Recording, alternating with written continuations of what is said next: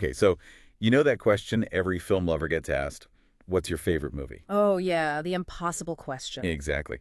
Well, for Lawrence, the 17-year-old cinephile in the film I Like Movies, his answer is Stanley Kubrick's Eyes Wide Shut. Right, but that's just this week's answer. Give him another stack of rentals from Sequel Video, and well, something else will have totally blown his mind. And that kind of shifting, almost obsessive passion for film, that's exactly what we're getting into today. Welcome. We're doing a deep dive into Chandler Levack's feature debut, I Like Movies, and it's a film that's really resonated, got praise at festivals, definitely struck a chord with audiences. Yeah, basically anyone who, well, likes movies. Pretty much. So our mission today is to really unpack what makes this indie coming-of-age film so compelling and, honestly, surprisingly deep.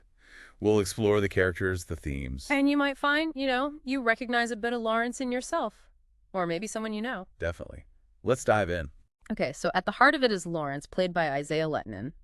He's 17. He's desperate to get into this prestigious New York film school. Right, wants to be director, huge dream. Huge. And he needs to save, get this, $90,000 to make it happen. Wow, that's Yeah. a lot for a kid. It really is. So naturally, he gets a job at the local DVD rental store, Sequel Video. And they can just picture him, right, thinking this is going to be perfect. He can finally talk movies all day with people who get it. But what's so interesting is Lawrence himself, he's such a mix. The review calls him equal parts hilarious, cringy, and endearing. That sounds about right. He can be empathetic, but then also totally obnoxious.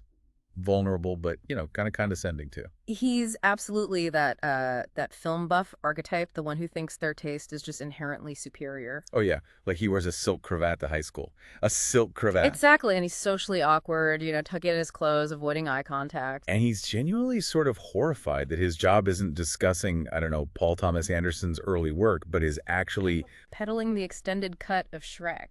Yeah.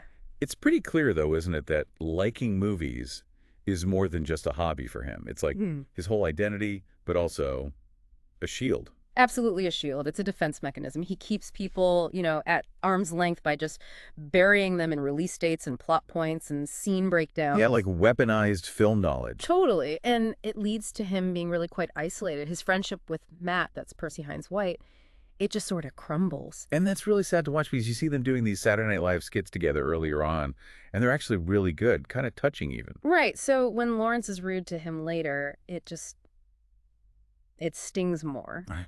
And there's no sense that they're going to patch things up. It feels quite final. Yeah, very sad. This film, it really makes you think about how passion can be amazing. It defines you, gives you purpose, but it can also build walls, right? Push people away even when you don't mean to. We see that so clearly in that dinner scene with his mom, played by Krista Bridges. It's so emotionally charged. Oh, that scene where they're screaming at each other with their mouths full. It's intense. But it feels so real, so authentic, almost uncomfortably so. And then kind of underpinning all this is the revelation about his dad.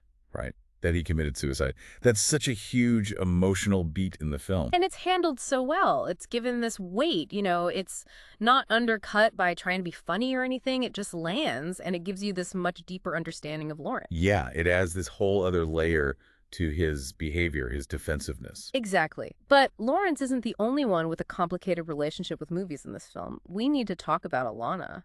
Ah, yes, Alana.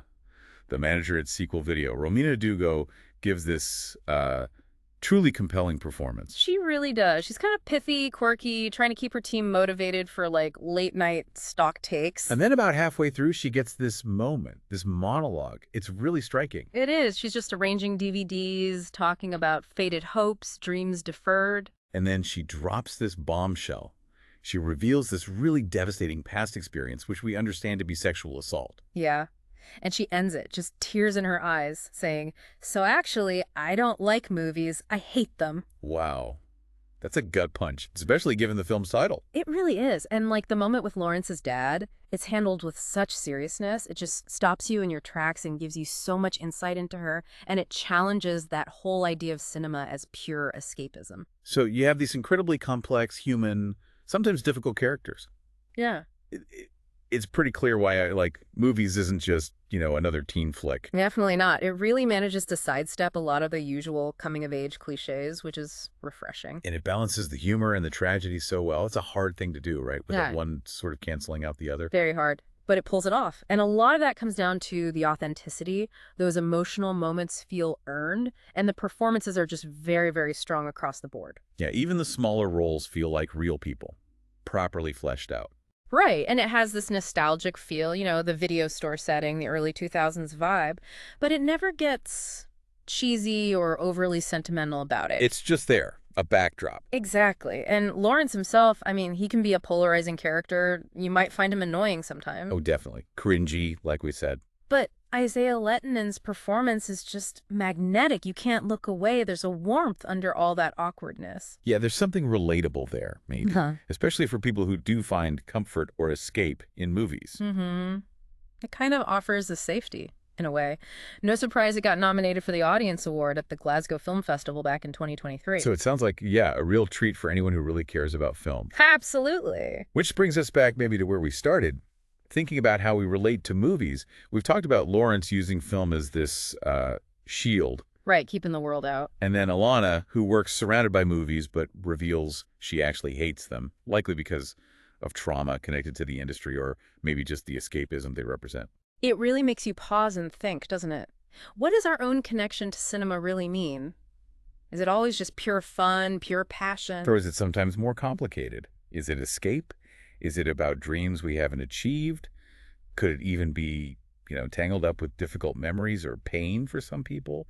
It's a really interesting question to ponder. Maybe this deep dive makes you think a little differently about your own answer next time someone asks you, so what's your favorite movie? And what that answer, whatever it is, really signifies for you.